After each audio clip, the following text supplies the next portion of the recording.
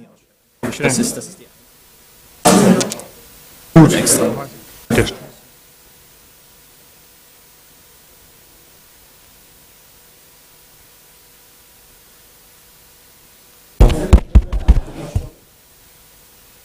Good afternoon, everyone. Let's try to get started. So take your seats. We have a very full session for this afternoon. Yeah. Yes. Okay. So please take your seats. Our session continues. It's a very interesting conference. We have 4 presentations that are clearly going into more of the detail of sustainable transportation system, and I guess looking at it from different perspectives.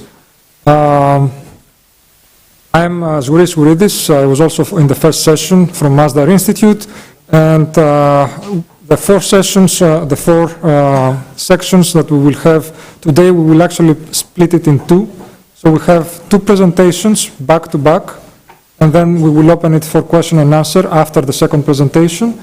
And then again, we will have the last 2 presentations with question and answers individually, so that there is some cohesion between what people ask. And of course, if there is time, we can have a general discussion. The 4 presentations, the first one is on sustainable transportation and mega sport events, the relations between the 2 Arab countries, looking at it from the perspective of Qatar. We have getting to campus, sustainable public transportation, and relocating the American University in Cairo. We will have a model about pedestrianization here in Beirut, with Jeanne d'Arc Street, a model pedestrian-friendly street for all of Beirut. And finally, the last presentation will be the overview of the transportation system in Beirut compared to other cities and the challenges to be tackled. So I will be introducing the speakers after each, when the presentation is about. So in this case, we will have 2 presenters. Dr. Danyel Reiche is an assistant professor for comparative politics at the American University of Beirut in Lebanon, and has also worked as a visiting assistant professor at the School of Foreign Services in Georgetown University in the US. And I have to say that he also did one of the first papers on Masdar City, so we consistently cite him in our papers and references on Masdar City. And the co-author will be Robert Whittkun. Well, he's graduating now with a master's degree in political studies from American University of Beirut in summer 2014. And for the past 2 years, he has been working as a graduate and research assistant.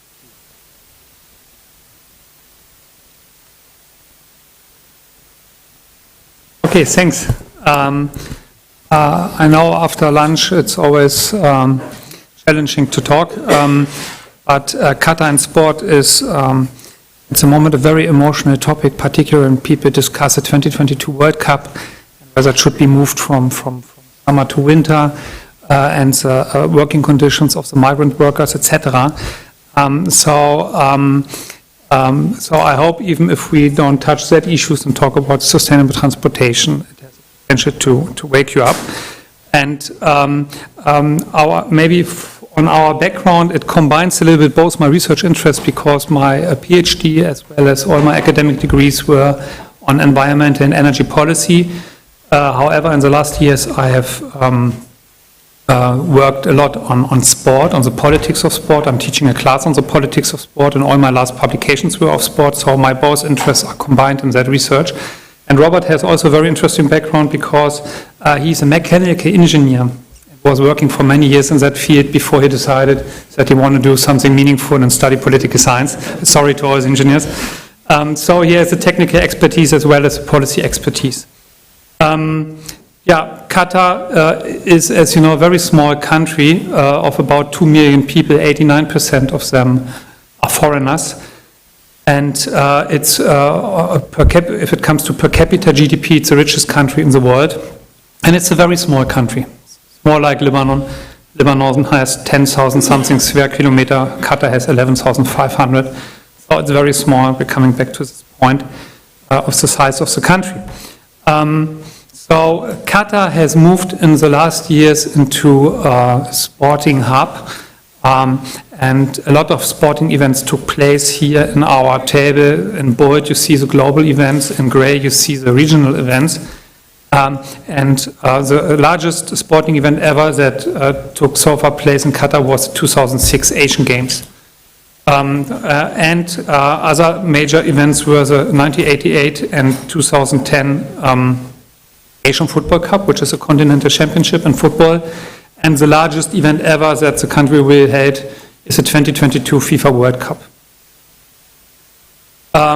Here you can see the Khalifa International Stadium to the right, where the opening and closing ceremony of the 2006 Asian Games took place, and where there will be also matches at the World Cup 2022. What you do not see is public transportation, but until the World Cup there will be a metro station at the stadium. We will talk about this more later. First 2 slides and 2 minutes of the presentation, I want to talk about the big picture. Why is Qatar investing so heavily into the sports sector before we move to sustainable transportation? And at the end, by the way, we had so much material that we decided to write 2 papers. So we have written 1 paper on the motives why Qatar is investing so heavily into the sports sector, and the other paper is particularly on sustainable transportation policy in Qatar. That's the paper we submitted now to IFI. So according to National Sports Sector Strategy, there are the following reasons. Qatar wants to develop a healthy nation. According to the World Health Organization, it's in the top 20 of obesity. 1/3 of people in Qatar have obesity. That's why the country wants to develop policies that people choose more active lifestyles, because half of all classified deaths in Qatar are related to chronic diseases, which can be linked to inactivity. The second reason that's given is improving relations between nations, which is not further specified, but I talk about it on the next slide, and becoming a global sports hub. So that are the official reasons why the country is investing to the sports sector. However, if one looks into the academic literature, then national identity and pride are reasons that are always emphasized. However, in the case of Qatar, people are quite happy with their life. They have the largest per capita income in the world. Free public services, as you know, it's a rentier state. It's a very homogeneous society. So there's not much reason to invest in identity and pride. So that's something that might not apply to Qatar that much. However, another reason that is emphasized in the literature is gaining soft power, different to hard power. So with other means, gaining power in the world of politics. In the case of Qatar, it's particularly a measure of national security, because it's such a tiny country surrounded by Iran, which is 150 times, and Saudi, which is 200 times larger. Saudi has a population 15 times larger, Iran even 40 times larger than Qatar. One concern is that such a tiny country could happen what happened in 1991 to Iraq, that it's invaded, to Kuwait, that it's invaded by a neighboring country, which was Iraq. So that is mainly a means of national security and soft power, which is in the international press when they discuss Qatar. I mean, it's the weather and whatever, but why does Qatar want to go into the sports sector? That's hardly discussed, and that are the reasons. So it's a measure of national security and gaining soft power. And of course, it should contribute to diversification of the economy. 1/4 of the GDP depends on hydrocarbon. So it's also about moving away from this dependence of hydrocarbons. And like in other emerging countries too, sport is a development tool. A tool for modernization of the infrastructure of the country, and that's what we were focusing in the paper that we wrote for IFI, how Qatar is using all the sporting events that it's hosting now to modernize its infrastructure. So our research questions were, is Qatar developing a sustainable transportation sector? How are concepts of sustainable transportation integrated into hosting mega sporting events? And is there a long-term strategy for sustainable transportation beyond the mega sporting events Qatar is hosting? So is the whole sustainable transportation policies at mega sport events just related to the event itself, or does it go beyond this event? So is it making structural change in the country? Thank you. Exactly, and to be able to assess that, we decided in our approach to, first of all, find really a very clear understanding and definition of the term sustainability. We talked about this today already a lot. I hope I won't repeat too many of these facts. So we focused on the definition of sustainability as a point of origin of our study, and we also looked what the understanding of Qatar is, how Qatar perceives the concept of sustainability and how it is performing in that regard. As a point of origin for a definition, we used mainly the UN definitions from the 80s and 70s. There's one, and I want to quote it from the Brundtland Commission in 1987, defining sustainable development as a development that meets the needs of the present without compromising the ability of future generations to meet their own needs. Then furthermore, from a declaration of the UN Conference on the Human Environment in 1972, there is a specification there saying, man has a special responsibility to safeguard and wisely manage the heritage of wildlife and its habitat. The quote then continues, nature conservation, including wildlife, must therefore receive importance in planning for economic development. This is a bit our point of origin from our study, which we then combined with the Living Planet Index that the Worldwide Fund for Nature is annually publishing. And we did this because there we have a per country assessment of the ecological footprint, and we thought we think that the ecological footprint is perfectly combining these demands or the meaning of what sustainability means, because by the way, we have Qatar, as it has the worst performance in that regard. It's on the very left with the biggest footprint.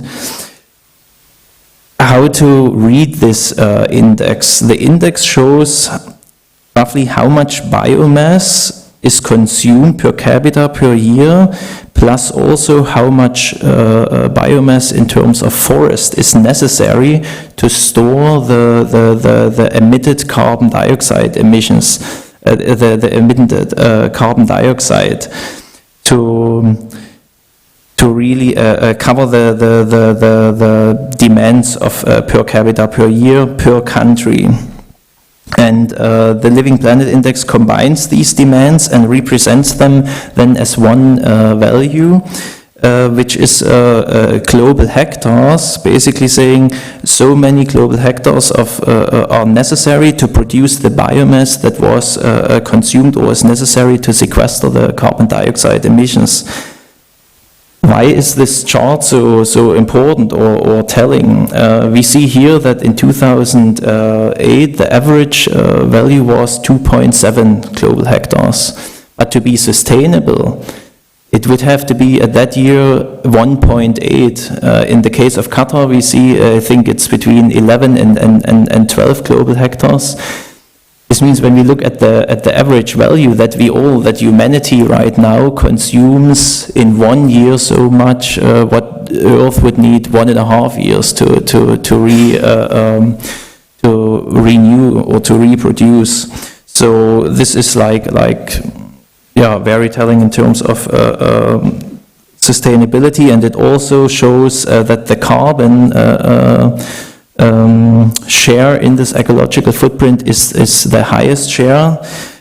This is everywhere in the world like that, but especially in Qatar, where it's representing 80%, showing really that, or we focus in our evaluation really on the policies that aim for a reduction of carbon dioxide emissions. So Qatar has the biggest footprint we think also it's necessary to point out that this evaluation is a production-based evaluation and not a consumption-based, which is in case of Qatar very interesting, as I mean almost the whole world is consuming the natural gas, for example, from Qatar, but only Qatar gets attributed the carbon footprint, which is kind of maybe unfair or not. For example, Qatar itself has almost no biocapacity to offset the carbon it's causing. I think there should be really a debate how to treat that more fair in global terms. I will jump over that. It explains again the different components of the ecological footprint. The Worldwide Fund for Nature has very good material explaining that. This chart should show how Qatar is approaching its carbon footprint. The reports that are out there are Qatar is dealing quite open with that, and here we can see that first of all, it's interesting how small actually the share of transport is. I mean, this is increasing over time, but anyway, Qatar, when trying to reduce its carbon footprint, kind of logically or rightly focused first on its industrial sector, where it could have the biggest impact. And there, for example, in the early 2000s, they optimized the flaring process, which is a process in the oil and gas production, which they produced by 25%. But then to get the link to sustainability and sustainable transport, the conclusion should really be to have sustainability, but also to address global warming, to really focus on minimization of carbon emissions, and ideally to do this through we could call it energy paradigm shift towards renewables, where the goal is really to have at some point 100% renewables. Here, concerning Qatar, the interesting question is what role can gas play in that? Because, for example, even Greenpeace, the Worldwide Fund for Nature, the International Energy Agency, they all say that gas could play a critical role during this time of the shift, as it burns way cleaner than coal. For the sustainable transportation, this means, and I think we have heard all these, many of these points already today, that there should be as much as possible non-motorized and public transport, and only when it's really not avoidable, then there should be individual car traffic and air traffic, in an ideal world at least. Most importantly, it should be highly energy efficient. I mean, we had the debate already today, does it make sense to have electric cars or not? I think the ideal energy carrier would be electricity. Of course, the source is important. Where is the energy coming from? And there it should be a clean, renewable energy source. Not to forget the social and economic aspects of sustainability. Of course, it needs to be safe and affordable to address the point of attractiveness. We have heard that today. It's very important how to get people actually to use the public transport if it is available. We come now to we looked at mega sporting events, and we were wondering, what does this understanding of sustainability mean for transportation in connection with mega sporting events? And also there we thought for a wider understanding to see also what role transport plays. We looked a bit at past World Cups and try to see what share actually has transport in the carbon footprint. Of course, these are only percentages. I can say that the total amount of carbon dioxide emissions in 2010 and also as predicted for 2014 is roughly the same, with 2.7 million tons. I think important here is to see really how big the share of the international of the air traffic is. And also to see then the next bigger share is the transportation between the cities. I mean, there, of course, Qatar will probably host the most compact World Cup the world ever has seen. So this will be low, but the question is what really the concept by Qatar is exactly, like, how does the transport concept look like? This was our question, what we wanted to find out, and we saw pretty quickly that this is very much integrated into Qatar's national vision until 2030. And we saw that often these mega sporting events, they kind of have the function of a catalyst for the infrastructure projects, that they put an additional pressure to stick to timelines for these transport developments that would happen anyway without the mega sporting events, which then becomes obvious when we look over the development over time in Qatar over the last 10 years. Basically, before 2004, there was almost no public transport system in Qatar.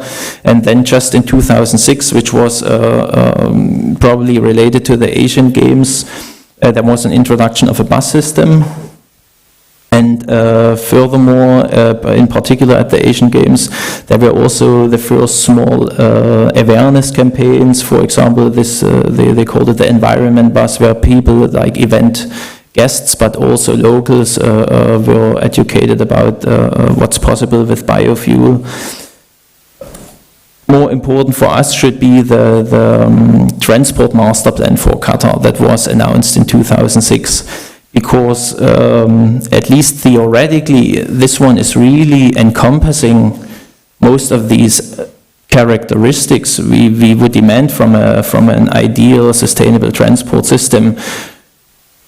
Most important is the switch from road to a rail-based transport system, but also to have a hierarchy when combining different transport systems. Because Qatar is developing a light rail network, is developing a metro in the Doha region, as well as a long-distance railway network for passenger and freight transportation. Qatar also didn't forget about the non-motorized transport sector, at least theoretically. There was a bit this interesting, weird, whatever idea of this outdoor cooled cycle path, which wasn't realized. But anyway, I think it's an interesting topic to discuss. What's the footprint of such construction, and would it encourage people to use more their bicycles or not? More important for us was the announcement in 2009, where Qatar really said we want to become the Gulf's first cycle-friendly country with the necessary cycle path network, with awareness programs, the change of traffic laws, and so on. Examples are just for example, this year they had these school competitions where different schools in Qatar compete with each other, and the main goal is just to get the kids on the bicycles. An interesting question here is, as the picture actually shows, is this only for boys, or are there actually also girls encouraged? We double-checked with the Cycling Federation of Qatar. They at least have races also for girls. They have a Qatari cycling team for women and girls. But I cannot say what this quantitatively means. And then to come to an end, in 2012, related to the UN Climate Conference, Qatar introduced 400 new buses, of which a quarter was used liquefied natural gas. I think this is maybe also something to discuss, what role gas can play. And I mentioned already some of the facts. The goal was also to have, unfortunately or not, also a very extensive road network throughout Qatar with 6 to 10 lane highways. Here's the question: how much is this actually endangering the attractiveness of the public transport system? The catalyst effect of the development projects can be seen also how everything is aimed at 2022 for the World Cup, to have everything ready there, and the rail network like around 70%. I try to come to our conclusions. There's just one example. Maybe you can bring this in the Q&A to come to the outcomes. So maybe we just 1 minute for the last slide. So Qatar certainly has a strategic approach. So there's a Qatar National Vision 2030 with the aim of becoming an advanced country by 2030. So there's a Qatar National Development Strategy, there are sector strategies, there are 5-year plans. So it's a little bit like I learned as a student how planning processes should take place. Apart from that, there's no civil society that or hardly any civil society that can be integrated into that process. A big problem for us was lack of data. So 2006 Asian Games, there is no, even from the climate conference, there's no evaluation report on ecological data on the events. Certainly mega sporting events speed up Qatar's transportation infrastructure development. So everybody we talked to said by 2020 we want to have finished certain things like all the stadiums will be connected with a metro. The main question is, since everything will be based on electricity, the metro, how the electricity is produced. Robert discussed this. One thing that was promised is that at the sporting events there will be combined tickets, something the hosts learned from Germany 2006 World Cup and also the Bundesliga, the football league in Germany, that when you buy your ticket for the event, it's including free use of public transport.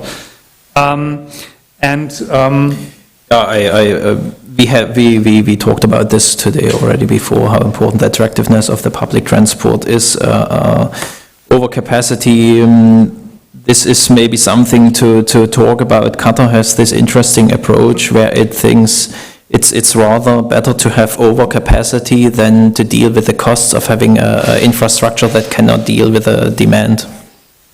So the acceptance amongst the local population we discussed already in the morning will be very interesting. This is something that's mainly used by foreigners or also the locals. I mean, it could have an impact on equality in the society. For example, if suddenly the migrant worker from India sits next to a Qatari local in the metro, but remains to see whether this happens.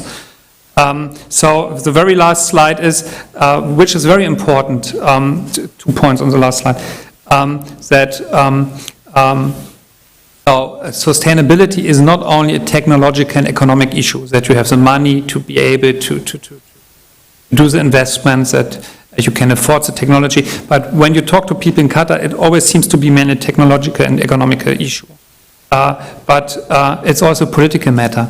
So you need a positive and negative incentives. Just building a metro is not enough. You need to limit a parking space. You need to have zones in the city that you cannot access by car, etc. And that remains to see whether this is also done. So whether there will be carrot and sticks. And the last point is what I already mentioned. What role can natural gas, liquefied gas, play as clean fuel potentially? Yeah. Sorry that we took a little bit too much time, but it's on sports, so it's considered like it's overtime. It's okay, for sure. It's a very interesting presentation, especially when we talk about sporting events and the catalyst of a sustainable transportation system. And Athens as well had a similar experience, where essentially Athens Metro was completed for the Olympic Games. So it's kind of interesting to see this propagating. Now we move into a much more local issue that is equally interesting though. We have a presentation on the Jeanne d'Arc street and the model pedestrian friendly street for all of Beirut. And the two faculty that were involved in this research are Dr. Cynthia Myntti, professor of public health practice at the American University of Beirut, and she earned her doctorate in social anthropology from the London School of Economics in 1983 and has graduate degrees from AUB and Johns Hopkins University and Yale University. And also there is Dr. Mounir Mabsout, who was also chairing the session before me. We already know him, but he's a professor of civil engineering at the American University of Beirut. Very interesting combination of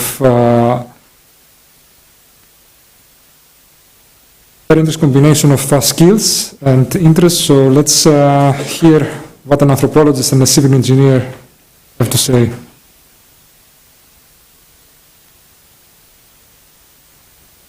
Much. Can you hear me all right?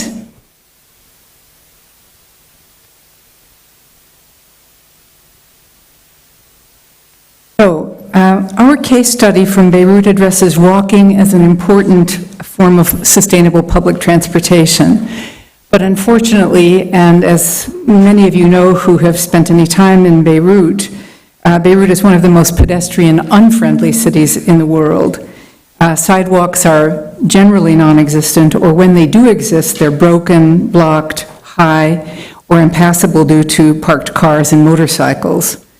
The situation is unsafe and unpleasant for able-bodied persons, but it severely limits the mobility of individuals with disabilities, older persons, or parents with children. So as you can see here, these are just actually pictures from Jeanne d'Arc Street. I'll show you in a moment where it is. From a policy perspective, Lebanon has enacted legislation, Act 220-2000 and Decree 7194, to improve accessibility for persons with disabilities. To date, however, advocacy and legislation have had little visible effect on the streets and sidewalks in Beirut. Our aim in the Jeanne d'Arc project was to create a barrier-free route accessible to all on Jeanne d'Arc Street, from Bliss to Hamra streets, and to be a model of what is possible for other congested mixed-use streets in Beirut.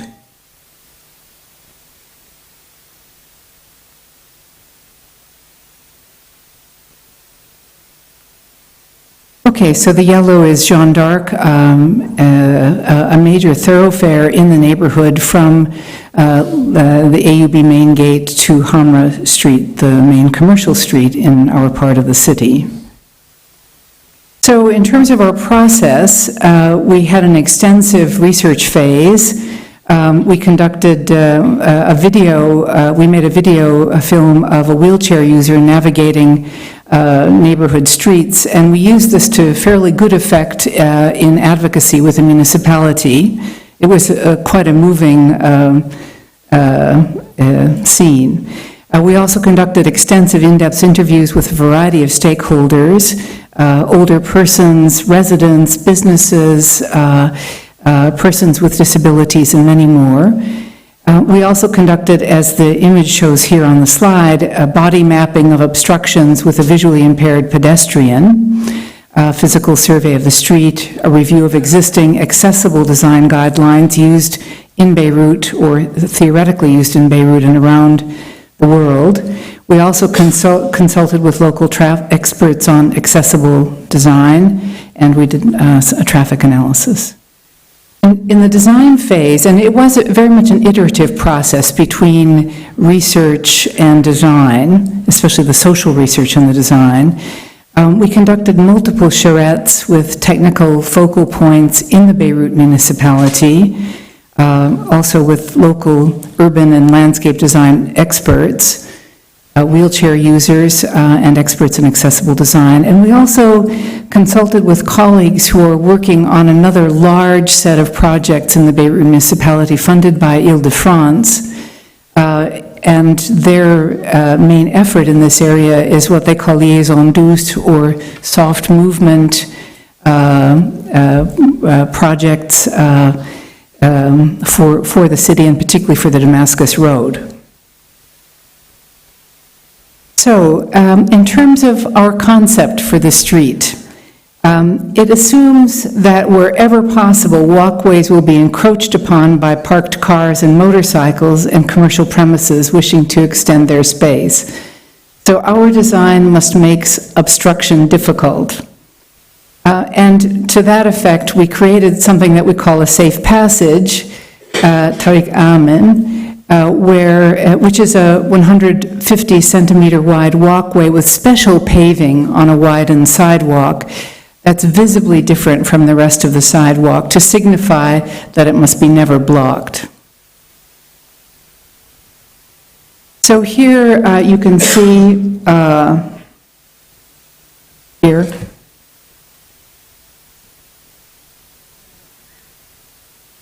So this is the existing, where we have one moving lane of traffic and 2 parking lanes and 2 miserable small sidewalks on either side. And what we're proposing is to widen the sidewalk on the west side of the street, keep one moving lane of traffic and one parked lane, and the sidewalk on the east side to be roughly as it is. So the widened sidewalk is really one of the main suggestions that we've made in the design. And this just shows you the extent of the project. Only one section of Bliss Street really or Jeanne d'Arc Street, from Bliss Street to Hamra Street. So this is very detailed. I will just run through it very quickly, and then I'll show you actually on a plan what some of the things look like. So on the west side of the street, we're proposing, as I suggest, a widened sidewalk. We're removing one of the parking lanes, the safe passage with special paving. Also a sidewalk protection system using trees, benches, light poles, and bollards in a systematic framework to block access to the sidewalk by cars and motorcycles. And on the east side, the main innovation is really creating pockets that contain street furniture, such as parking machines, parking meter machines, benches, and trees, and designated parking spaces for deliveries, handicap parking, and taxis. We're also, in terms of the intersections or the junctions, we're elevating the junctions with flat crossings, narrowing the intersections to prevent obstructions to walkways by diagonally parked cars, which usually is the case where we have dropped curbs in Beirut, usually where a car can park at a diagonal at a crosswalk, it will. So we've made that difficult. And designated spaces for motorcycles and bicycle parking. Other additions, improved energy-efficient lighting, mature jacaranda trees, and improved signage.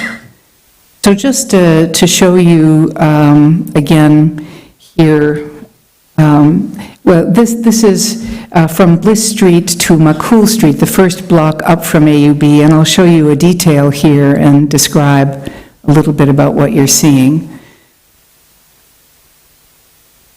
Again, this is the raised junction. We've got tactile paving for persons with visual impairment. This is the safe passage. This is the sidewalk protection system that includes benches and trees, pockets on. So where are we now in 2014? The Municipal Council is calling this a street that they want to make to be a model street for the city of Beirut. They've committed municipal funds to undertake the construction of the street along the lines of our design, and they want the construction to begin this year in 2014. We're currently waiting for the approval of the governor, and we are coordinating with others who are going to be designing the infrastructure works to go along with our designs for above ground. So just, again, thinking about the advocacy and thinking to a policy audience, what you have to do to make the case for sidewalks as a smart investment. Just, again, going through, some of these issues have already been raised by colleagues so far this morning, but let me just go through them very quickly. So, first of all, the economic benefits of sidewalks, better sidewalks, increased business. Sidewalks actually improve customer traffic for retail businesses. Sidewalks create a destination. A pleasant street becomes a destination for walkers, and research from other countries suggests that walkers spend more than drivers. Savings on fuel, decreased use of cars means savings on petrol and other vehicle costs, and decreased medical costs due to fewer emergency room visits, operations, hospitalizations, and other care. And then more specifically, health benefits. Along the lines of road safety, sidewalks improve pedestrian safety. People walking on sidewalks have fewer crashes with cars than those who walk in the street. There are fewer falls. Pedestrians on well-designed sidewalks have fewer falls and other accidents. People with access to sidewalks are more likely to get physical activity. And we know from the literature that moderate exercise, such as walking, contributes to mental and physical well-being. And finally, extending this into the broad public health literature, people who are more active physically do have less obesity, diabetes, hypertension, heart disease, and certain cancers. And then finally, other benefits. We know that by moving pedestrians off of the car travel lanes, motorist operations are improved and capacity is increased. Streets with lots of pedestrians are safer than empty streets. More walking and less car travel means less air pollution. And we know that from other experiences around the world that neighborhoods with good sidewalks have an enhanced sense of community through better connections to neighbors and businesses. So, this is a rhetorical question. Which option for Beirut? A car-dependent model with congested highways and suburban sprawl, or a model that discourages private car use, increases urban density, strengthens public transportation, makes parking expensive and difficult, and encourages non-motorized transport, such as walking? What we've tried to show in our case study is that what we're really doing in the Jeanne d'Arc project is approaching policy change from the bottom up through a small-scale project. Through a participatory process, we've been creating a vision and then selling it to key stakeholders, including local government. And finally, we're trying to build a model that people can actually see and experience, to be replicated, we hope, elsewhere in the city of Beirut. Thank you.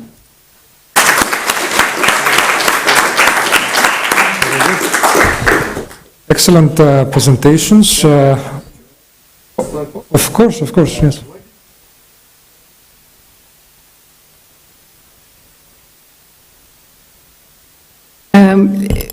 Yes, there isn't really space on Jeanne d'Arc for a bike path in addition to a widened sidewalk. But the Liaison Douce project has produced bike paths for Bliss Street and Hammer Streets, and they may propose that for other streets in the city.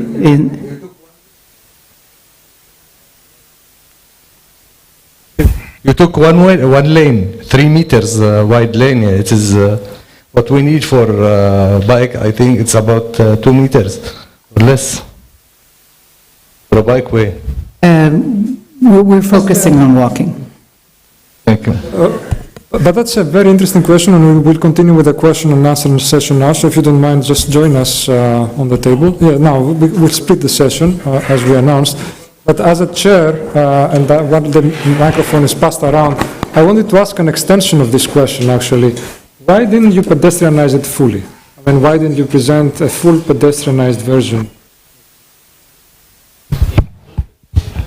Yeah.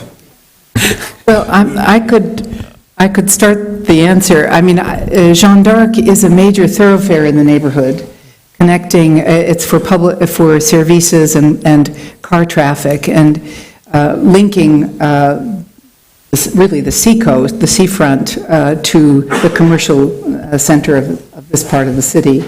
And so it would be just really impracticable to, and it's also very much a mixed-use commercial area. It would be difficult.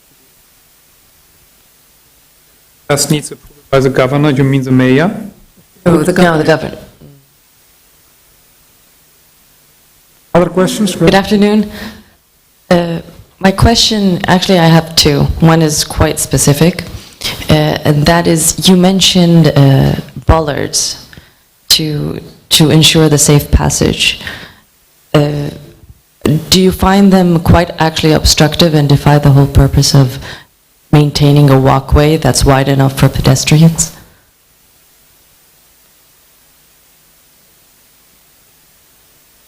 The bollards are actually at the edge of the sidewalk, so we've created a fairly wide space that includes the sidewalk as well as a safe passage, and the bollards are at the edge. True, but isn't it more about driver or road user behavior in general, not to park on the sidewalk? Yes, of course, that's the whole idea. Than actually just putting a physical obstruction that would, first of all, obstruct doors that are opening perhaps on the streets. I mean, it's a citywide problem, in my opinion, having bollards along sidewalks to alter road user behavior, which defy the whole purpose of maintaining a safe walkway for pedestrians and parked cars alike. Perhaps, I mean, in terms of... I would say when we teach, we'd like to have the honor code system, not to have proctoring. But until we can realize that maybe the bollards that we use are a bit more friendly, and we're using benches, bollard trees to do that so that they don't become imposing. So you will not see like really like in a Rumi or something, sorry to say that, but you will see something more friendly. But I agree that we would love to remove the bollards and people abide by that. But it doesn't hurt to keep them for a while, maybe until it's... So it would be a temporary? No, it's not. I don't know. I mean, if you can make it civically more attractive to people not to use these at all, the sidewalks to park, yes, why not? My second question is just, do you see this as a sort of a trial towards a standardized Beirut street design guide manual? Yes, we were encouraged to innovate, to draw on local design guidelines and then innovate, such as the raised junctions are one of the innovations that we've proposed. But we actually have worked very closely with, again, as I mentioned, the other large projects in the municipality, the liaison, those who are also developing guidelines that we've actually consulted and followed where appropriate. I have questions on the top right. There is one question first there, in the back. Please. Hi. My question is related to Qatar. How realistic and practical is it for Qatar to go on bike, considering the weather? I bet it's hot in summer and in winter, not only in summer. And then there is the tradition. Would you imagine Qatar women going on bike? I mean, I studied in Europe. When I came back to Lebanon, I was visiting a former teacher in the city of Sur, which is a peninsula and very attractive for bike riding, which I used to do before leaving to Europe. And when I mentioned this to friends and former teacher of mine, he said, Jeanne, you came back from Europe with a contaminated mind. I bet it's the cars, they contaminate the city and not the mentality. So how practical is this for Qatar? And then you mentioned the lack of data. There is the lack of data. So when you were making your presentation, I was wondering where you got your information from, because there is this Qatari group that is, it's an opponent group and has formed Qatars for Reform. They do meetings and produce material on corruption and unparticipatory politics of the government and the ruling family in Qatar. And they, for their work, they are not able to get information and data. How was it for you? Concerning data, we focused mostly on ecological and carbon footprints. So we were interested in looking at mega sport events, or in general mega events like the UN Climate Conference, events that happened in the past, and to figure out like how their performance was.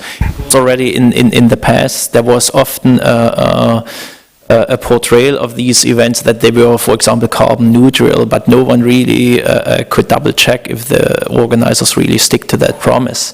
And I think this is quite interesting, especially when it's a UN climate conference, I would say. So this is this answering your question concerning the data. We didn't check like how many Governmental? Yeah, of course. I mean, we were using the policy. Were they providing you with answers? Yeah, I mean, we talked to different stakeholders, like since we linked the whole research to the sporting events, like to the Supreme Committee, which is the World Cup Committee, for example.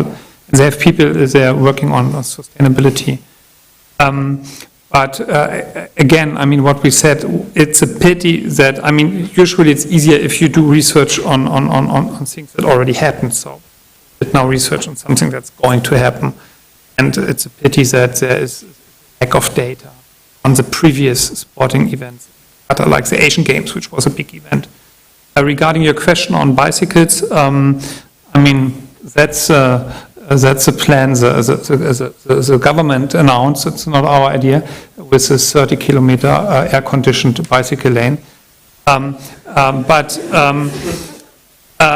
But certainly, since there is, for example, a lot of potential for walking in Qatar. I mean, there's a very nice long corniche now. I know I live close to the museum, and when I had appointments in West Bay, so it's like less than an hour walk, but there is like a final part missing when you go to West Bay. So the last, like, I don't know, 500 meters is a little bit complicated, but there's a nice long corniche, so at least that's a starting point for.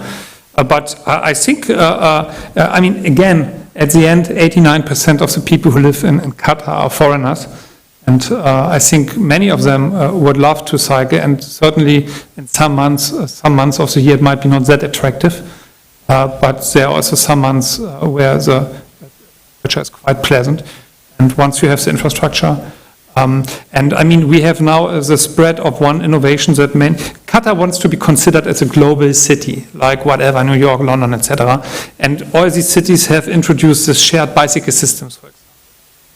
So for the tourists that are coming to Qatar, for example, for this sporting events, for many foreigners, I think would use in some months of the year such system once they would be introduced. I would second that as well, since I'm living there. I mean, definitely half the year is perfectly viable to bike.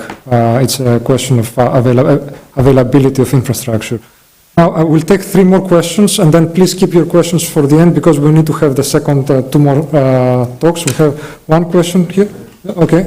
So we had the lady here, and then the man in the green shirt. She was the one first, right? So, okay, I just have a question. What are the regulations for construction work in terms of how much they can take away from the sidewalk? Because على شارع عبد العزيز, there are 3 construction, there's the AUBMC and there are 2 others, and the sidewalk is completely just taken. So I have to do this to walk through that street. So I was just wondering, are there any regulations that you can't block it up to a certain extent?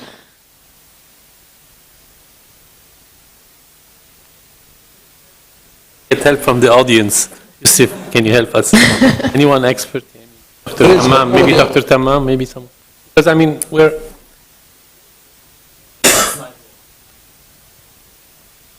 when you block a sidewalk, you have to provide a safe passage to pedestrians. So even though for construction reason you had to block the full sidewalk, you have to take part of the road and secure it for pedestrian. But I don't think these are implemented in here, unfortunately.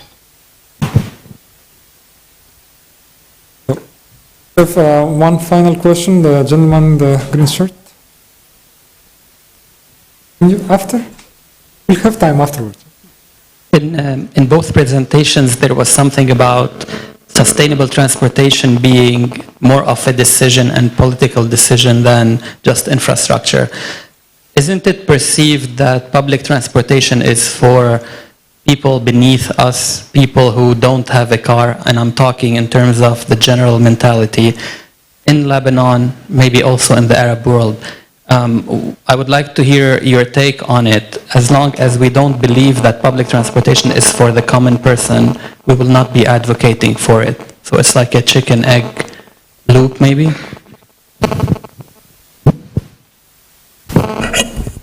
Well, I'm always struck when I meet Lebanese friends in other parts of the world to see how readily my friends take to public transportation in those settings and enjoy walking on pleasant sidewalks in other cities. And so, I mean, what you enjoy abroad isn't sort of conceived of as something that you necessarily enjoy at home in Beirut. And that's, for me, an interesting observation.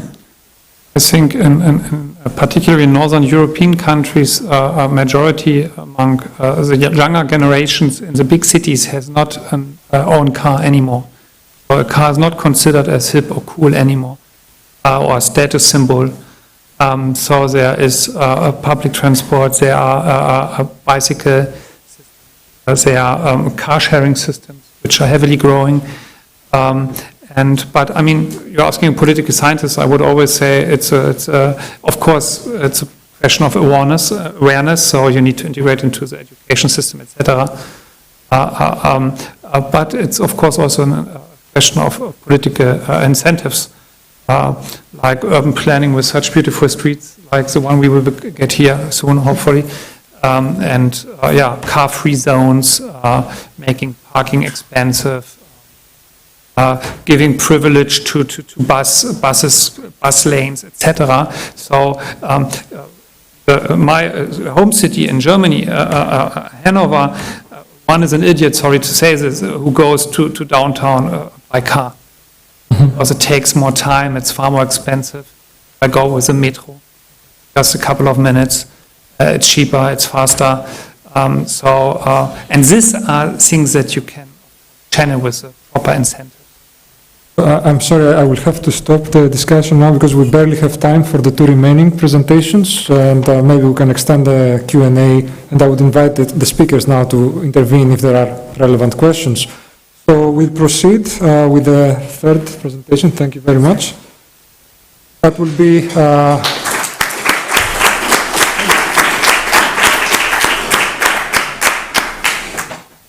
Getting to Campus, Sustainable Public Transportation and Relocating the American University in Cairo.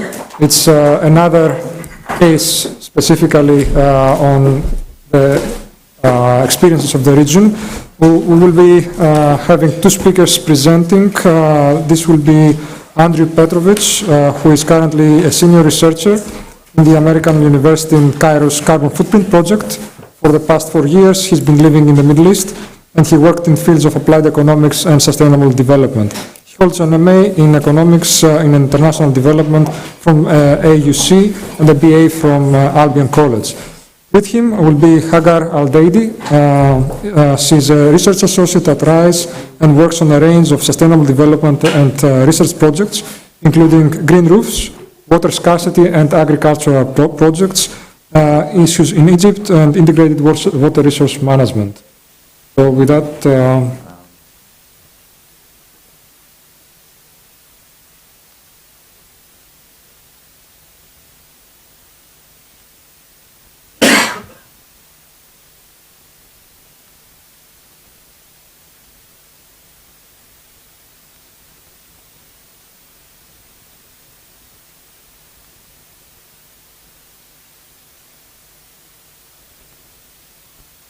Hello? Testing. All right. Our research has centered on the location of the American University in Cairo and its implications on transportation, both for the university and within the broader context of New Cairo. So just to give you a background on AUC, the AUC was founded in 1919 with a location in the former palace adjacent to Tahrir Square, right in the middle of downtown, and by the 1980s, the university campus grew to consist of 9 buildings over 5 blocks or 3.8 hectares. In 1997, in anticipation of further growth and upon failure to purchase additional nearby city lots, A committee set up by the Board of Trustees recommended buying new land in the new desert settlement of New Cairo, located some 35 kilometers outside the city, and relocate with there in 10 years. This would avoid the overcrowding of the old campus and also the institutional fragmentation that came about with having your buildings separated in busy city area, and also some of the downfalls of urban pressures such as noise pollution and also sound pollution. So, construction of the new campus began in 2003, and 110 hectares of land, and in the fall of 2008, the university held its first classes. Okay, so what we were trying to answer, the question was that given the AUC campus moved from downtown to New Cairo, how can the AUC commute in a sustainable way? And just to show you a little bit of traffic here, these three dots are primarily where the old campus was located in downtown. It's right next to Tahrir Square. You can see the Nile River right here, the old ElDidi Palace, and the southern suburb of Garden City. Over here we have the land of the new campus enclosed in this perimeter road right here. Essentially it covers the entire size of downtown Cairo, all right? Just to understand the scale of the new campus. Also, with preparation for the move came concerns obviously about its transportation implications. While the old campus was located in the heart of the city with various options for commuting, there was and remains to be no public transportation system serving or connecting New Cairo to Greater Cairo. A study before the move revealed that, well, this isn't important, we can cut it down because of size. Okay, so knowing that they're being worried about the implications of the move, the university policy was to encourage students to begin living on campus and include dormitories for about 450 students. Provisions were also made to encourage faculty and staff to relocate to New Cairo. They obtained land and then they sold it to faculty and staff members so that they could construct their new homes within a half kilometer of the new campus.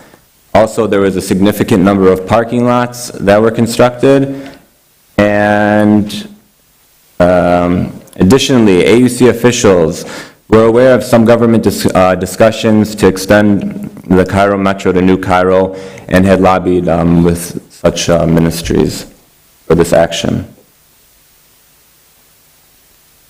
For now, we'd just like to provide some background on the development of metropolitan Cairo and how transportation methods have evolved.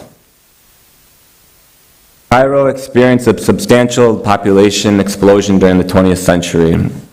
As we can see in the table, in 1975 to 2006, the population in Cairo almost tripled, and this was also the most problematic increase as far as planning is concerned. Today, about 1/4 of all Egyptians live within the Greater Cairo area, and it's estimated that every day about 2 million people living outside Cairo commute to work in the urban conglomeration from the surrounding areas. So as Cairo grew demographically, it obviously expanded geographically. So what we have is what we can call the first ring, or the urban core. It's these areas are neighborhoods highlighted in yellow. And then these were mostly settled before the 20th century, or in slightly after the 20th century. And then we have this first ring, which are the 20th century expansions. These were mostly planned neighborhoods and suburbs, but they also include their informal urban urban extensions. And lastly, we have the third ring, or what we can call the desert development. And these that you can see are very detached from Greater Cairo and its urban core. Okay? Okay, so now we'll just give you an overview of the existing modes of transportation in Cairo. The first is the public bus. It was introduced in the 1950s, and it was quite successful from the start. In 1971, it accounted for 70% of Greater Cairo's motorized trips. But in 2001, this percentage had declined to only around 22%, and that was after the introduction of other modes of transport, such as the microbuses. Yet, the public buses still remain quite heavily used and crowded. They're quite affordable as well. The second one is the microbuses, or the shared taxis, that's what they call them. They were first authorized in 1971, but they're quite informal in terms of operations. So by 2001, the private microbuses had accounted for 37% of the motorized trips. And that was because they were flexible enough to adapt to new market demand very quickly and provide extra routes to newly established areas and even villages. And also, they're one of the cheapest forms of transport in Egypt. However, the problem is that they are a road hazard because they're characterized by erratic driving, illegal parking, very low maintenance. So for the metro, the first line opened in 1987, but it was basically only serving the urban core, the first ring.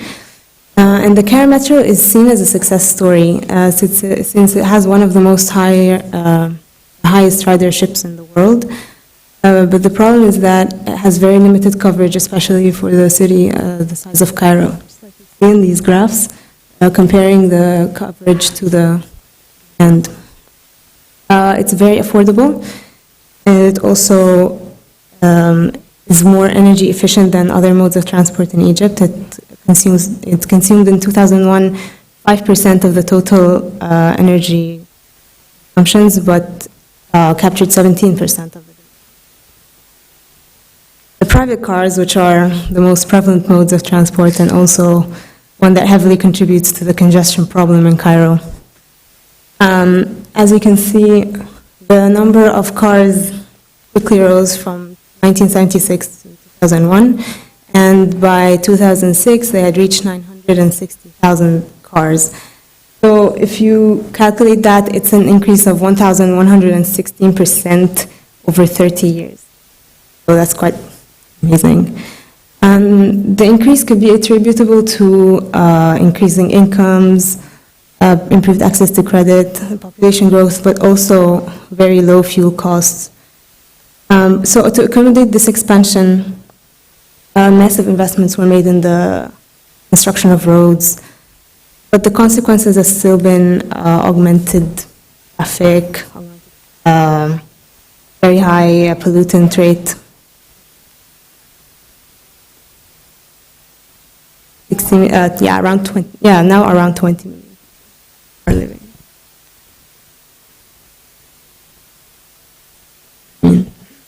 But compared to the size and just like when you look at the congestion on the street. Okay. So now in the context of our case study, all those modes of transport played an important role in people's commute to the downtown campus. And because downtown is well connected to all modes of transportation, the AUC community had a range of commuting options, as you can see from the graph. But still, private cars were the most commonly used. But also, the metro was quite popular, and the taxis. Also, back then, the AUC operated 3 shuttle buses to a few of the suburb areas. In terms of commuting distances, almost a quarter of the people commuted for less than 20 minutes for their round trip, and that's actually quite an accomplishment for Cairo. And only 21% spent more than an hour in their round trip commute, and this will be quite interesting when we compare it to the new Cairo case. In terms of parking, as we mentioned, the campus buildings were scattered in the old campus, and there were no parking lots. So there were some privately owned garages around the neighborhood, but more people resided using the Munadeya. Munadeya are informal, self-appointed street parking, and they just help people park in an exchange for a tip or a monthly So as the move approached, there were some speculations and mixed perceptions about the transportation and the traffic situation. And in 2007, there was a survey that showed that most people said they would prefer to commute longer distances than to actually relocate the residents near to the new campus. So now, in the new campus, most people, or 68%, those are around 7,000 people, rely on the bus service, the new bus service that AUC provides, along 30 routes, and the rest, almost 30%, they rely on private cars. There are really a lack of other options, so there isn't much choice. Some people take taxis, but this has started more recently with the development of New Cairo. So now the commuting distances, of course, significantly increased for most people in New Cairo. The round trip rose to around an average of 65 kilometers and compared to only 30 kilometers old campus. So in terms of parking, as Andrew mentioned, the new Cairo campus is equipped with several parking lots that are shown on this picture here. Initially, cars were charged around £10 a day to park on campus, but most people perceived it as a very high amount, even though they kind of paid similar rates in the downtown campus, and they preferred to park right outside the campus. Interestingly, some of the Menadea kind of migrated there and helped people to park in exchange for a tip in a deserted street. In 2001, a strike resulted in lowering the parking fees to £5, and also so more people started parking on campus, and then the university had to increase the parking lot capacity. But still, people, they park in undesignated areas and they cause congestion inside the campus.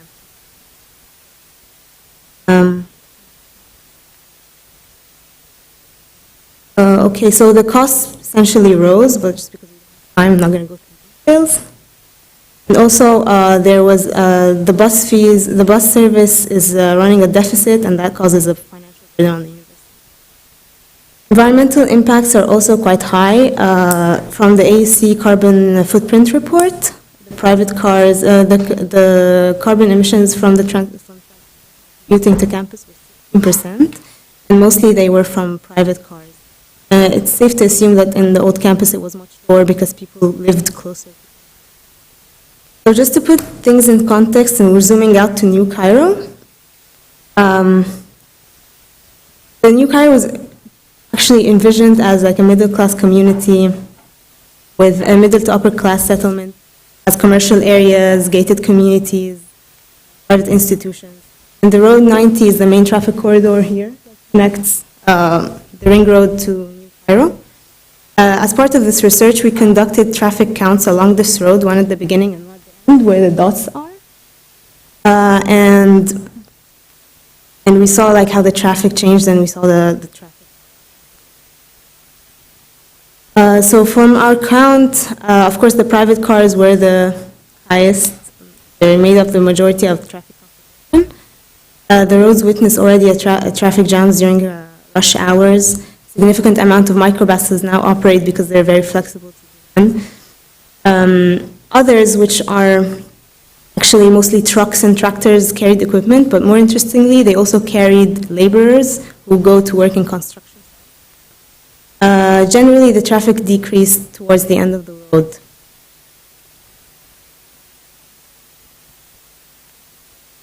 So the reproduction of traffic issues that are congesting Greater Cairo seem to, on Road 90, there seem to be quite significant, even though the area is not really fully inhabited or established yet. Issues include, like in the pictures, microbuses having their informal stops, insufficient parking spaces. So essentially, it appears that now Road 90 is a reproduction of the virginity that characterizes much of it. So, from our case study, after some of the conclusions are, after 6 years, despite the university's efforts, the university is still a commuter it's still a commuter campus, and with only the university's supplied bus service and privately owned vehicles being the transportation methods available. The AUC community has experienced overall increase in commuting distances and cost in the new campus, and this has been having negative implications for the financial and environmental sustainability of the AUC transportation system. The bus service has become a serious financial burden to the university, with only students paying for the service, as it is provided free of charge to the faculty and staff. Only around 30% of the total costs were recovered in 2013, and it has already risen from the past year by about 40%, the costs that are. AUC is now also faced with the dilemma of how to increase transportation-related revenues to reduce its deficit. First, they could raise the parking fees. However, they've already dealt with this, and it was met in a hostile manner by the AUC community. So this is something that the university would like to avoid. However, the positive side, if it was to be able to take on such action, was that it could move people towards using the bus service. Also, they could raise the fees for the bus service or introduce fees for faculty and staff. The only problem with this is that it would probably push people towards driving their own personal cars to campus. So, with no other mass public transit option, there's no clear alternative right now for the university. And for the time being, the university is in a situation where they have to bear the cost of commuting, being unable to pass them along to the individual community members.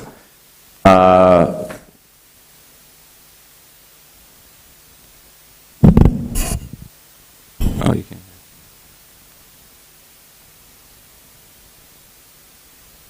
Within the AUC community, fostering a culture of carpooling and bus commuting offers a more immediate way towards solving this dilemma.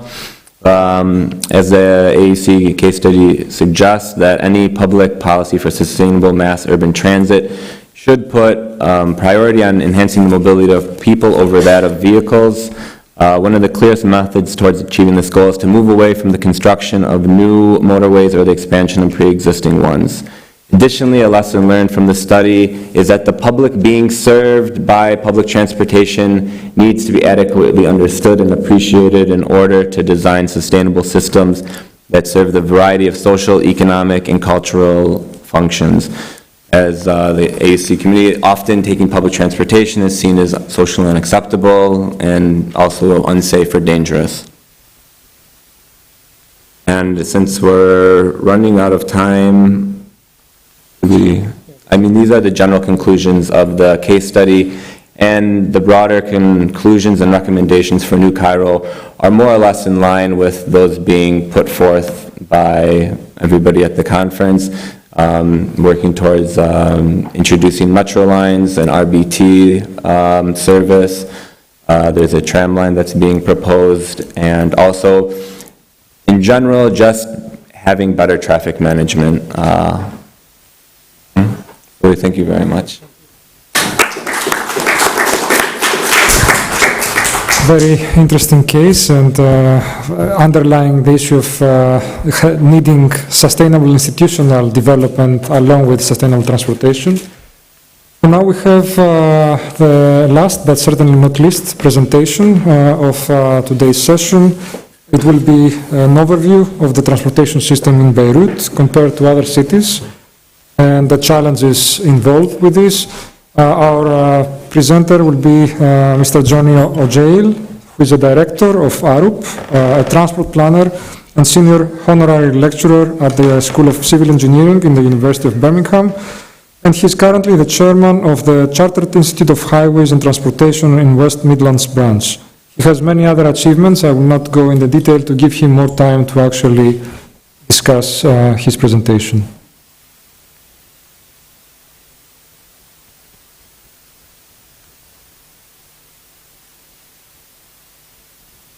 Well, I can, discuss him.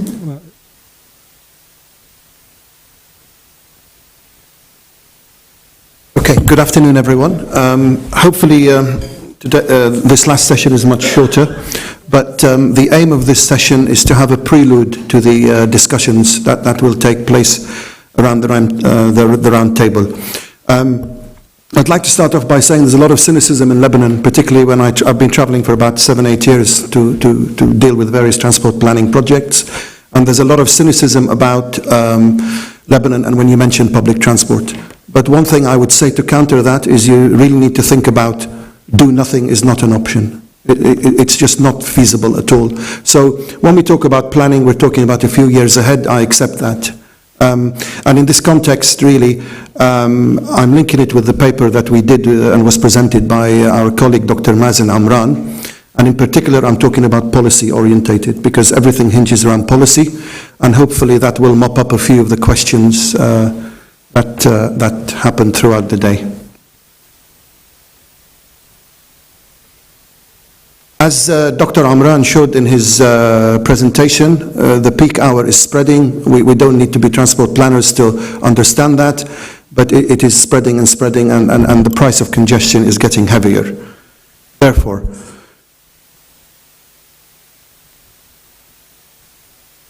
the effects are very important, and I think a lot of speakers touched upon it, but it really needs to be hit home. There are health effects on the population. We all probably read in the press a few months ago, Paris almost shut down its accessibility to the private car because of smog and CO2 emissions, which was a serious consideration. Therefore, climate change becomes very, very important. Economic growth is very, very important. Studies around the world have proved that if cities want to prosper, transportation systems need to be in place. And multimodal, I'm talking. And when I talk multimodal, I'm delighted to hear about soft measures also, because frankly, that should be government, municipality-led, not academic and individual institutions. So for that, you are to be commended, but I appreciate a lot needs to be done. But economic growth will not happen. Look at Beirut itself at the moment. 50% of its buildings in the central downtown area are not occupied. There is another 1.5 million planned for the waterfront district. Therefore, what will happen in reality if all that traffic is added with the car being the most dominant? We're not talking about the car not being the most dominant, because in a lot of cities, the majority of them around the world, the car is the dominant choice. But what I'd like you to think about and reflect upon, we're not saying you must choose the car or public transport. I think it is a matter of choosing the best alternative. It's almost like the tap and the water. You don't keep the water running, you close it when you don't need it. Therefore, for example, your peak hour journeys to and from work might be by bus because it is more frequent, it is safe, it is efficient, and it is faster. I don't believe that public transport will be successful if it's not quicker than the car. Therefore, the infrastructure has to be provided. It's controversial, but it needs to be there for people to use it. But in the evening, if you wish to go to the cinema, go to a restaurant, you can use your car maybe. So it's about choice, not about which one do I take. That's just the picture of Paris, and it really hits home all the effects. I was interested earlier in the day when a presenter talked about 40 accidents, I think, per month. But the health implications of people falling ill and costing the government thousands of dollars is probably triple that. And that's not really accommodated or tested or documented anywhere. Again, this session is designed to be very light, but air pollution effects are very, very important. And one of the things I do assure you, transport policy in the West works because governments generally, all of them listen to when you spend money and when you can approach them to say, we can save you money. That's a very, very strong message. And air pollution is a big generator of health, and the cost. Because people are living longer, there is longer treatment for people, so people are not dying quickly, but the cost of people living longer and treatment means a lot of money. And I don't think this really has registered in the Middle East at all as a main component. Carbon cities, I always have this discussion with architects. We have all the famous architects in Lebanon. Zaha Hadid came here, Renzo Piano, Norman Foster. They're all designing lovely buildings, but if it's going to be covered by pollution, nobody can see the good work. And it's a bit of a joke, but it is a serious point that you know, the landscape, the amenity, the environment. I would echo what you said about people staying longer in pedestrian-friendly areas. I was involved in the pedestrianisation of a large city in Birmingham, in the UK called Birmingham, a population of over 1 million. And when we introduced pedestrian-only zones, the shopkeepers were jumping up and down saying, no, you can't do this, you're taking away my livelihood. Anyway, we did it because the politicians were behind us, and in the end we found out that people stay longer and spend more money if they stay longer. So it is proven that that is absolutely concrete proof. This is a very famous transport planning slide. If you take 50 people away from their cars and put them in a bus, this is what you get. And road space is very, very important because you can't rely on one method of transport. This is another example of bus rapid transit, how much space one would take in comparison with a fully congested network of cars. They're visual, but they're really meant to hit home the difference. I always joke with fellow Lebanese in Lebanon because when they come or I have meeting, I'm very British in my way. If it's a 10 o'clock meeting, it means 10 o'clock. But they always say, I've been held up in traffic. And what makes me laugh, so you've been held up in traffic, it's other people's fault, you have not been part of the problem. That is the perception, that you're not part of the congestion, it is other people.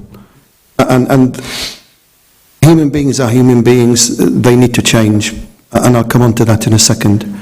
Technology plays a very important part. In the Gulf we work on numerous projects, and public transport has been introduced. One of the issues that people said, oh, buses, and how can you wait for buses? Well, air-conditioned units are provided for people in much hotter climates, but also in Europe we suffer from the rain a lot. And believe me, sometimes bad rain is worse than the heat. But now we can pick up our mobile phones, find out when the bus is coming, and we can adjust our journey from our apartment to catch the particular bus. So it is not a problem. Technology is advancing all the time. And what people want is safety, security. They need to know the bus will come and it will take them during a set amount of time to and from their place of work. So technology is advancing. I always refer to this diagram as the policy wheel because policy needs to be overarching. Unfortunately, in Lebanon there is no real transport planning policy. And I don't mean that we don't have people in government ministries working. We have a lot of very hard-working people. We have a lot of brains. The manpower we've touched upon, it's fantastic. And there's a lot of good people that have ideas. But what we don't have is integrated transport planning. I'm going to throw this, and really it's for the discussion of the debate. I would say Lebanon needs, in its government departments, a unit called integrated transport planning. So they think in a multimodal way. And I mean by that the car, the bus, maybe the LRT, maybe heavy rail, maybe, well, definitely pedestrians and cyclists. Cycling in Lebanon should be successful. It's a small country. The weather is normally very good, maybe apart from a month or so. And we debated the issue about policy, and policy and enforcement of law go hand in hand. I think, ma'am, you referred to asking Lebanese friends when they go outside Lebanon, how do they behave? I'll give you an example. If you watch Lebanese people, including myself, queuing at an airport, we're all over the shop. When we go to the airport in the Western world and we want to catch our flight, we're all in a line. Why? It's enforceable. It's policy, it's law, it's enforceable. And it's how you teach people to behave. And that has to be led. It starts from the top. Therefore, if you have legislation, you have policy, it'll filter through.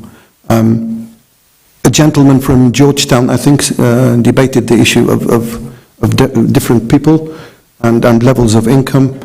In particular, I would refer to something in the West that we are trying to implement in a big way. It's called social inclusion.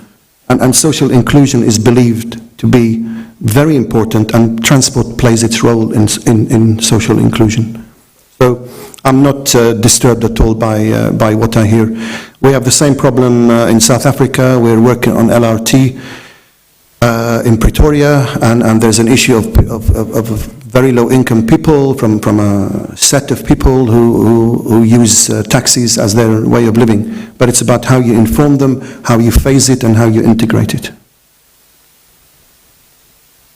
Moving on, this is just food for thought in relation to various streams of policy mechanisms. I don't want to dwell too much on that, but you can see in front of you that policy can be quite complicated, but it must really start at the highest level and be integrated all the way down. And you can see from the examples the various streams.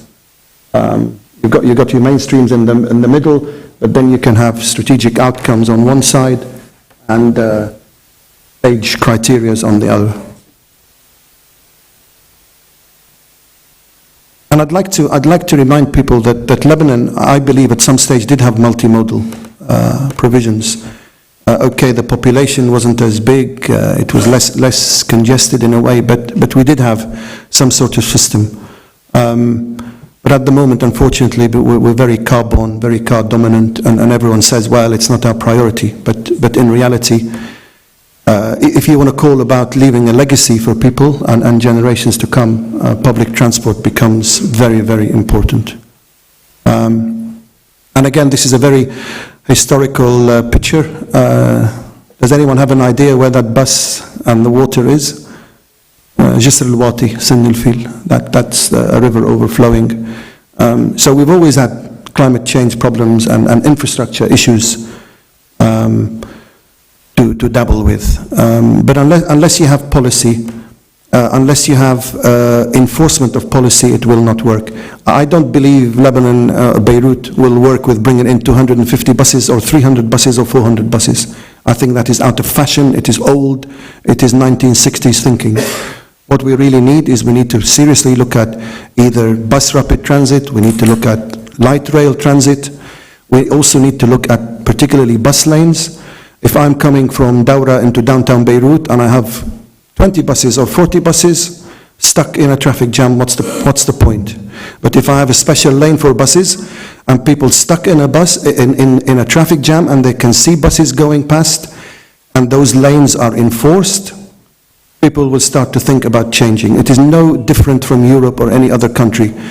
We talk about Brazil, we talk about London, we talk about other cities. Believe me, if there was no enforcement, it'll be just as chaotic as here. Thank you.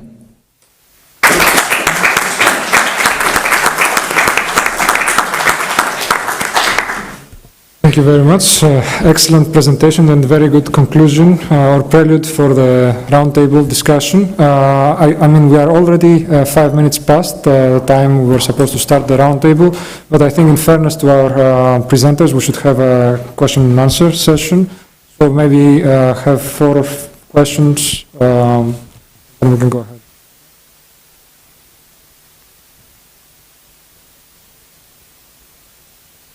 So, okay.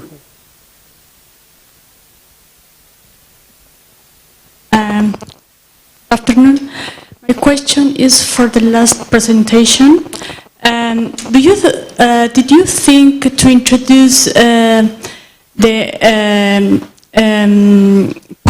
for the public transportation the use of the boat because the geographical situation of Lebanon, I think, could be good to introduce this system, aquatic system for the public transportation. Do you think it could be good to that? I think what maybe I forgot to mention is you don't want one system, we want a series of systems. Because we have main corridors where we can put bus rapid transit or LRT, but we have suburbs where such a system cannot penetrate due to physical constraints. The main thing is to integrate it and have interchanges. One of the biggest problems with using public transport is not getting on the bus itself, it's actually the interchange and the waiting time. That's what deters people. What you try and do is have direct routes in and out to reduce the amount of hopping on systems.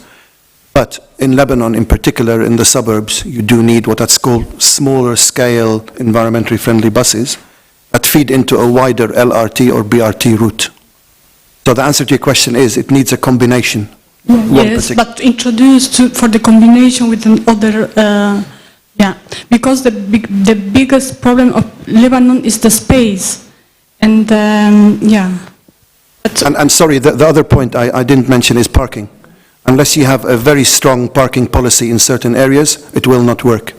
If it is going to be just as pricey, i.e. it is cheaper to come by car, people will come by car. So a parking policy is absolutely fundamental to any traffic management system. And if Beirut will not have a parking policy that reflects friendly, sustainable modal transport, it will fail. And for the first presentation, please. Do you have any information related to the number of admissions? If the number of students joining the AUC has dropped because of the relocation of campus? And the second question is there a master plan for Cairo? Which what I mean is, will the AUC campus always remain isolated, or will the city extend to cover this area and your problem will be solved in terms of transport? Because I presume public transport and road network will be extending as well. Thank you. Actually, the admissions have increased, and what we found that it wasn't mentioned in the presentation, but it's from last year's incoming freshmen, was that around 17% are now coming from New Cairo by their residency. As when we were looking at the previous transportation surveys, the entire community was around 8% to 12%, depending on if you include a certain settlement. So, I mean, we can't really tell much, but it shows at least some indication that the population is moving towards New Cairo. As far as any future plans for, what was it? Any future plans for?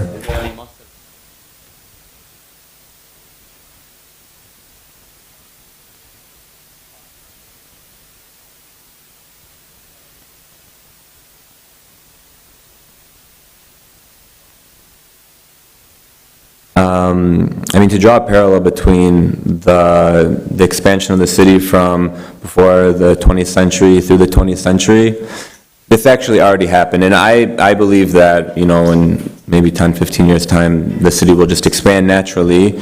And, you know, it'll be now the new campus and the new areas will be incorporated to this huge metropolis. But beforehand, we had the urban core.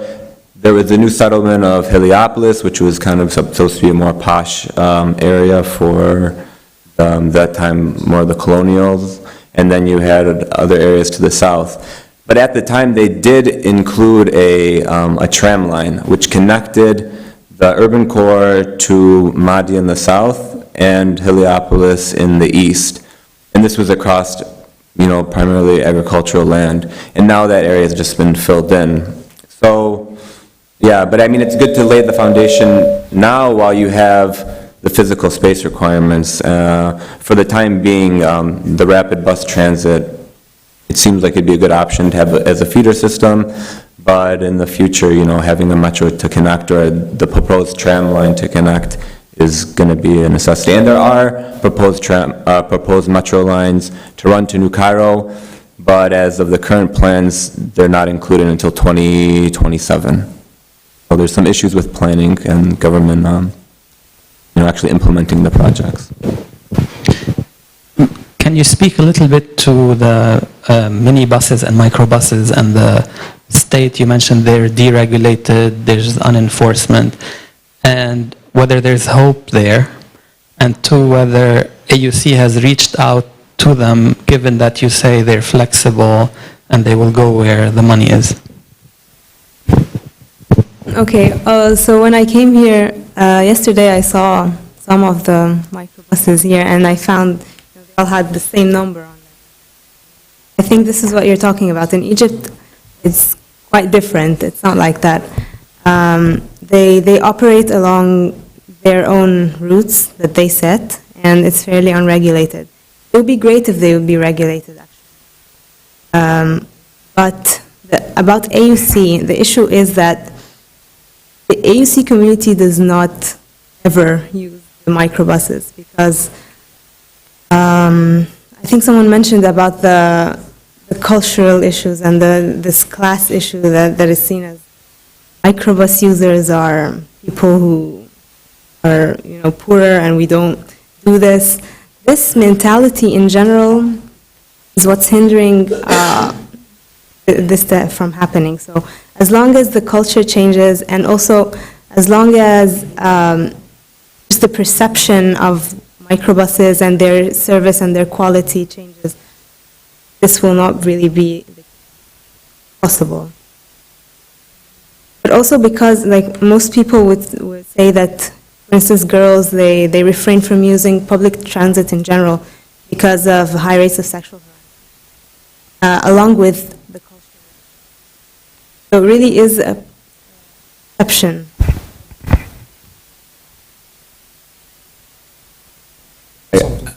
I think that the microbuses could be formalized. It's a completely separate project. There's a trash collecting community, which is families, the Zabalin, and part of government initiative, they set up this one-stop shop where maybe a family could go to the government and become registered as an incorporated entity, and now they're working with them to try to be able to, in order to get contracts. So maybe something like this could bear fruit in the future. Also, even though microbuses go essentially everywhere over the city, their routes aren't always necessarily the most convenient. You'll have to maybe take one microbus, it will go down the street and you have to get off, and then you have to find a microbus again to continue on your journey. So it's not necessarily even the most convenient, but it's cheap and will take you where there's a lack of any other options or any affordable options. We have maybe time for one more question, if there is any. I think the idea of, I was thinking that we can rename microbuses to group rapid transit and formalize them, and maybe we can change it sincerely. So, any other questions? So I guess we can close the session.